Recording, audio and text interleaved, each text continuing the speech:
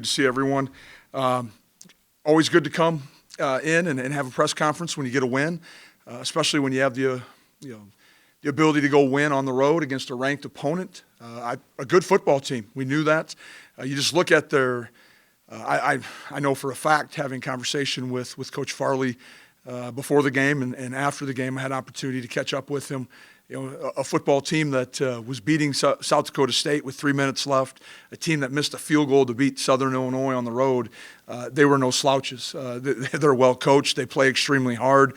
They have talented student athletes. They do a great job in recruiting of identifying athletic and good football players. And they caused us some issues. Game had kind of a unique flow to it. It almost felt like they were playing a little bit of four corners, trying to keep the ball out of our offensive hand, taking a lot of play clock. If we could have had a little better efficiency on third down, I think we would have seen some more of our offense. The drive they did have early in the game was a great drive. Got us down in the red zone. Unfortunately, we were unable to come away with points. A huge kickoff return right there before the half that kind of gave us a little bit of energy, a little bit of life. Then another big play by Christian with a hole shot that we had tried to hit earlier in the game that set us up for a field goal there right before, right as the time was expiring of the first half. Kind of a unique start to the second half. They got great field position. Defense did a nice job, and we just need to do a better job as a team finishing people. There was a time, it was 24-12 at one time. We need to finish. We need to close it out. We need to play a little better on defense. We need to execute better. All three phases at different times, but it was good to be back on the field. That was the number one thing, and the number one message that I heard from our players is that it was great to be back in a competitive situation. With that, I'll open it up to questions. You mentioned some of that. For those execution issues, how much of that do you think was just the long layoff that you guys had? I don't know if it has anything to do with that or everything to do with that. So, yeah, I'm sure that it might have a role, but we need to be better. We've practiced a lot. We've practiced all fall. We've had a number of before this one, we had 5 games or 6 games up to that point. I'm not going to use it as an excuse. We just need to be locked in mentally, I think. I think we need to be in a better spot.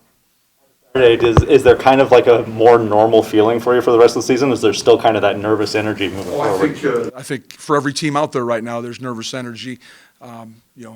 We've talked about it at length. Nobody intends ever to get sick or to have any sort of ill effects from the pandemic right now. But it's one of those things that you have to deal with every day. 2 weeks ago, does it feel like Dakota Marker Week now? A little bit. Getting there. A rough percentage you would know of the guys that have been vaccinated? Do you know off the top of your head? 30, Ian? 30%. Probably 75% of our staff, support staff, probably a fair number, probably in between those two numbers. Trying to encourage our guys. I'm sure that's where this question was going down. With it being said, easy to encourage, when do you fit it in during the course of the week? If it were my druthers and I was in charge of when our guys were able to get the vaccine, it'd be Saturday after the game. Because if there is a issue, and during that bye week, we had a number of guys. That's when we encouraged them to do it. And there were a few that were floored. They were in bed for 24 hours after they got the shot. And so just to be able to handle it as a program, to all of a sudden have 10 guys get a test on or a vaccination on Thursday, all of a sudden it goes back to the question. Every day becomes very unique and worrisome. By maybe, do you have a goal like 75% to say, okay, we're sitting good here? I haven't really thought about that in terms I'm just trying to encourage our guys to be smart, identify when and where we can do it. Trying to utilize some of our resources here in Fargo to see if they can help out. But I would anticipate the majority of the football team having it done when we hit June, at least getting back into what we hope is more normal cycle for us. An advocate of, I know Brashani said he thinks it could be a league decision if there is a requirement. Would you be an advocate of the league requiring vaccinations? I'd have to sit and think about that for a while right now, Jeff. You caught me in one of my moments. Coach, we have a question online. We'll go to Ross Uglum, please. Hey, Coach. Regarding the use of Cam Miller, I mean, how do you guys have that, or his number of series kind of in the plan, and then you sort of adjust that off of game flow, or just one series for him on Saturday? And I'm wondering how that comes to be. Well, I think it's a decision made by our offensive staff and myself, just when we feel like we want to get him incorporated. Zeb had played fairly well up until that moment. Had done a great job. I don't know what that second drive was. I want to say it was a double-digit drive as far as number of plays. I think he was about 50% completion during the course of the game.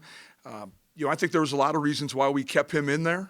Things were moving well. We hadn't really been on the field enough early in the game, Ross, I think we had 21 snaps in the first half. We really didn't have a chance to get any continuity going. And I think that was probably the big reason why we stuck with him and continued to move ahead. Noticed Dawson Weber at corner. That was his original position here. Is that part of the plan moving forward, just with Josh's exit and Dom Jones earning some playing time? Well, Dom has provided outstanding depth at that position. There was a number of reasons last week. Part of it was Courtney Eubanks wasn't back to practice till Thursday. And Marquise Siegel wasn't back to practice till Thursday. Didn't feel comfortable all of a sudden throwing one of those young men, even though they did play in a watered-down maybe call sheet. Dawson's a third-year player. He's had a number of valuable game reps, and he's a sharp football player. He's one of our best football players on this football team. And I'm talking about ball in his hands, the ability to catch radius, everything. He could play receiver for us. He could play corner. He's playing DB. He just has a pretty good knack of understanding the game. Thanks. You bet. Eric Peterson, go ahead. Coach, guys like Kobe Johnson, I think Phoenix Sproles, any of those two closer to playing this week, or where's their health status heading into this? Not ready to play yet. Eli Mozart kind of had a big game last Saturday. What did you like out of him? I'm sure he's been developing, or what's kind of been his progression here this spring? Well, I think I've talked about both those two at length this spring so far. I think they're both really good football players. Him and his brother Will. Eli had an outstanding day. Extremely active. He's 275 pounds right now. He probably moves like a defensive end. He has some quick twitch to him. He plays well with his hands. He comes from a high school that, Lakeville North, their head football coach, is the D-line coach. So it's not a surprise that they have a lot of good D linemen coming out of that high school. We've reaped the rewards of numerous Lakeville North grads. He has room to continue to grow, but he can play a little D end. He's played some interior defensive tackle. He's extremely explosive, and it's a good matchup for us against some of the guards in our league. I know it's good to have depth on that unit, but what's the challenge of kind of getting everyone the right amount of reps or getting a rhythm with defensive linemen? How do you work a rotation when you have so many good players at that spot? Well, it's how we practice too. The same rotation you see on Saturday, we're doing it Monday through Thursday as well. And so it could be 2 plays on, 2 plays off. Maybe it's a 3-play rotation. It could change depending if it's D end or defensive tackle. But the other piece then is, we have a lot of sub packages where maybe we want 4 D ends on the field. Maybe we only want 1 D tackle on the field. Well, those things all have communication to them, and there's a certain group that'll be in during those scenarios during the course of the game. So Coach Buda and Coach Gazer do an outstanding job of monitoring the reps, but also making sure we have the right people in those situations on the field that you're going to win or lose games. And to me, that's third down. That's red zone, that's goal line, where you have to have your really good players in.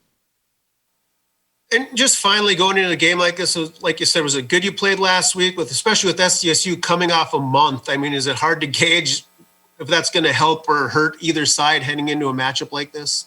Well, I'm glad we got to play. We needed to get out there and get moving around a little bit and bang pads and tackle. Live tackling is always critical. I think you saw us lose the cup a little bit on a dynamic quarterback. hard to emulate that in practice. And so to see it live in real speed was valuable. I know this. I know, South Dakota State, they've had a month to prepare for us. They're going to have everything ready to go, and they do a tremendous job. They always are prepared, and you give them a month, it's going to be a challenge for us. Thank you. Yep. Any other questions here in the room? Hey, Matt Granowski, what's his game? Does he remind you of anybody you've seen in the league? He's kind of a... Oh, I probably haven't just watched him on film. I don't know if I would want to compare him yet. I think he's a very good football player. Very, for a freshman, he's come in. He seems to have a great understanding of the offense. He's a dual threat. He can move around in the pocket. He can buy you time. They've utilized him in the run game. He must have, offensively, they're doing a great job. I think they got the best running back in the country in Pierre Strong. They have a very solid offensive line. I think they have 3 starters back there. They got a lot of experience, and you can see that the kids around him have great trust in him as well. 8,000 fans make a difference compared to 19,000 for you guys. Have you noticed that?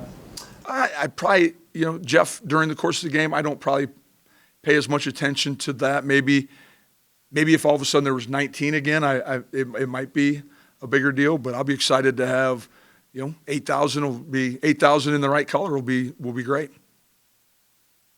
For Zeb to have the game he had, what does that do for his confidence going forward? Say it one more time. I'm sorry. For Zeb to have the game he had Saturday with no turnovers, what does that do for his confidence? I think Zeb's a talented quarterback. I think it just, as long as he's willing to take the easy access throws, which he did.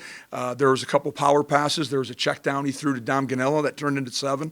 The thing that I liked is there was about 2 plays early in the game, might have been in the long drive, where rather than trying to force something, he tucked it and took off and ran and picked up 7. I think one was on a 3rd and 9, but still, generally very little negative happens when your quarterback can scramble and he runs hard, he ran physical, and those were positive plays, positive response to the decision.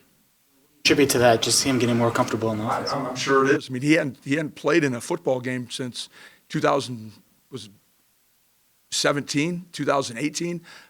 It's taken some time, I'm sure, for him to get back in the back on the seat and feel comfortable about what he's doing and to have complete comfort with the offense that we're trying to run. Matt, did Jake get hurt in that kick at the end of the field goal attempt at the end of the first half, Reinhold's?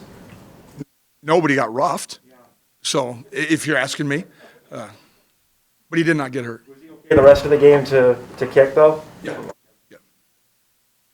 Strong, you know him well. How has he evolved his game from when you first saw him as a freshman to what you see now? Well, I think he offers a combination of he can be downhill, he hits it, and he can accelerate on a different level. But he also can make you miss. There's some jump cuts against Youngstown, against UNI, where you think they got him pinned up in the backfield, and all of a sudden there he is on the perimeter, making people miss. We saw that last year. We brought I think they were going to the north. We brought pressure off the edge. He jump cut the pressure, and all of a sudden, that's a tough deal when he gets outside of your cup and you can't keep it contained. That's when explosive plays happen. A reminder for the guys this week of what's at stake. Obviously, conference championship. I know we talked about it on Saturday, that this is what you play for. We talked about it briefly at the end of the game on Saturday, but I think our leadership council, our seniors, our upperclassmen will get our kids reminded real quickly. I don't think it needs to be any added fuel from Coach Entz or our coaching staff. We need to worry about our play. You get to the end of the fall in November, and there's Selection Sunday coming up around the corner and trying to stack wins in your resume. Does it feel like that it's playoff time, so to speak, with the week before you get to Selection Sunday? Yes and no. I mean, I think you hit the nail right on the head when you said, it is spring still. It does feel a little unique. Feels unique when I leave the office at night and it's not dark yet, and we're still playing games. But I think as the week probably progresses, or probably wake up Sunday morning, we'll probably start to feel a little bit more like playoff season. Hopefully, we got to take care of this weekend first, of course. Haven't put a whole lot of thought into it. I've kind of left that up to the experts.